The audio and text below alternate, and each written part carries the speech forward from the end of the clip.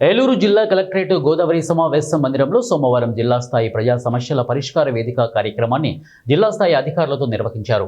ఈ సందర్భంగా జిల్లా జాయింట్ కలెక్టర్ పి దాత్రిరెడ్డితో పాటు జిల్లా రెవెన్యూ అధికారి V Visweswararao, RDO M Achyuta Ambarish, ఎస్డీసీకే Bhaskar, ZP CEO M Srihari, DRDA PD R Vijayaraju, SC corporation ED M Mukhandi, survey సహాయ సంచాలకులు అన్సారీ, నగరపాలక కార్పొరేషన్ కమిషనర్ ఏ భాను ప్రతాప్లు అర్జీలను స్వీకరించారు.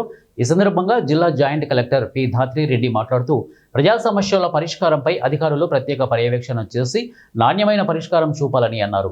అధికారులు వారి వారి శాఖలకు సంబంధించిన అర్జీలను క్షుణ్ణంగా పరిశీలించి తమ సిబ్బందితో నిర్ణీత గడువులోగా పరిష్కార చర్యలు తీసుకోవాలని వారు కోరారు.